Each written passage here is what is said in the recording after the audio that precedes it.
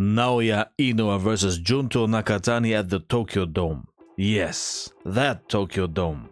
The place where Ippo and Takamura are going to have their final fights, most likely.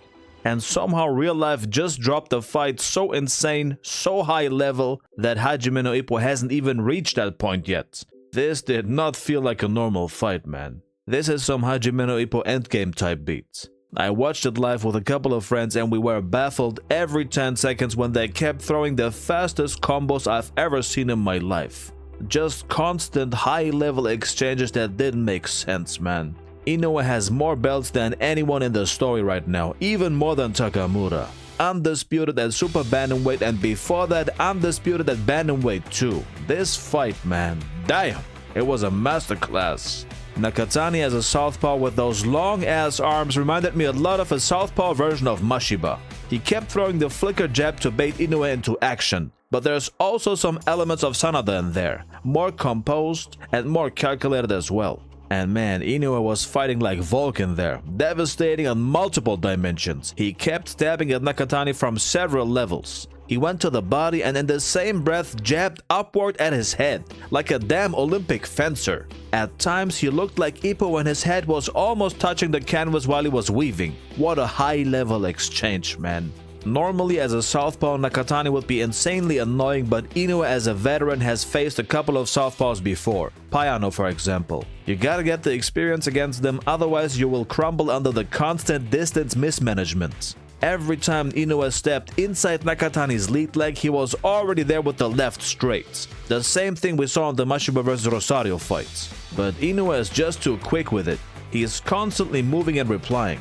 Nakatani could barely get clean shots in because he had to be moving himself just to dodge Inoue's disgusting cannon hands. And just like in the Rosario fight, they clashed heads as well, which caused the cut above Nakatani's eyebrow, similar to what happened to Mashiba. George Morikawa is a damn genius, man. Everything is so accurate to actual boxing. After the fight, he went on Twitter and talked about how insane that fight was. He said his sense of boxing was updated and that he doesn't even know how to express that in a manga. You can be damn sure he's putting elements of that fight into Hajime no Ippo. On top of that, he started going crazy and did some boxing commentary with his own drawings, breaking down southpaws, how difficult they are and how to deal with them. This man was so moved by the fight that he made a mini tutorial out of it. I'm telling you, man, another southpaw is coming in Hajime no Ippo. This man won't be able to contain himself.